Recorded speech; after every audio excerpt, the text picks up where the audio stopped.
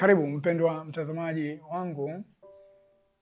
Kuko na mada mezani hapa ambayo nimeipa jina wanasayansi wa seni umefungua yasiyozuilika.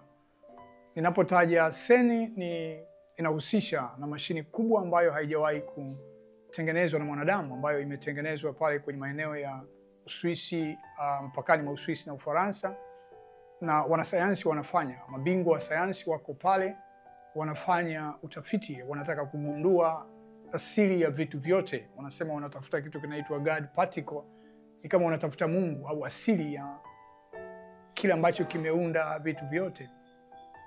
Sasa utafiti huu ambao mimi ninaita ni wazimu mkubwa wa mwanadamu kuliko wakati wowote. Unakumbuka wazimu wa mwanzo ambao ulisemeka zaidi ni ule wa ujenzi wa mnara wa Babeli wakati wa ufalme wa Nimrodi, lakini sasa umerudiwa tena. Wazimu huo unafanyika pale katika eneo la Ufaransa na Uswisi.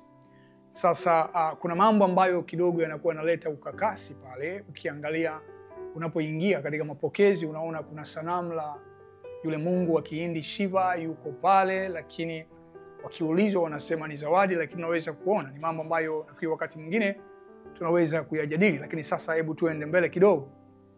Sasa wakati huu Mungu hataingilia kama alivyoingilia wakati ule wa mnara wa Babeli, hataingia kuchafua lugha. Amewaacha wanadamu wafanye hayo wanayoyafanya ili waone hicho watakachokifungua. Kwa hiyo wanataka kufungua visivyoruhusiwa, vile ambavyo vimefichwa, na wanataka kuikuta nguvu ambayo hawataweza kuidhibiti. Katika taarifa za karibuni kutoka kwa mwandishi mmoja maarufu sana Marekani, alikuwa na vipindi vyake YouTube, anaitwa Joe Rogan, alikuwa anaeleza kama mahojiano juu ya mwanasayansi mmoja mdogo, wanasema ni genius huyo, anaitwa Max Laughlin, nafikiri ni Mjerumani. Huyu yeye akawa anaeleza, ni mtaalamu wa haya mambo, akawa anaeleza siri kwamba inaonekana tayari hawa wataalamu wa sayansi wameshafanikiwa kufungua au kuunganisha ulimwengu huu wa kawaida na ulimwengu usioonekana, kwa maana ya kwamba huko sasa wanaweza kwenda katika wakati uliopita, wanafanya kitu kinaitwa time travel, kwa maana ya wakati uliopita na wakati ujao. Lakini kukumbushe kwamba yaliyopangwa na Mungu yanabaki kwa siri na hayawezi kubadilishwa. Sasa ni nini matokeo ya hiki ambacho wamekifanya? Maana yake wanafanya siri. Haya mambo huwezi kuyaona yakitangazwa na vyombo vya habari. Ni utafiti wa siri wanafanya, kwa sababu miongoni mwao wanasayansi wengine wameonya, akiwemo yule mwanasayansi Hawking, yule alikuwa Mwingereza, yule nafikiri unamkumbuka, mwanasayansi mmoja maarufu sana, bingwa wa Uingereza, ambaye alionya kwamba hili jaribio ni jaribio ambalo linaweza kuleta madhara kwa dunia.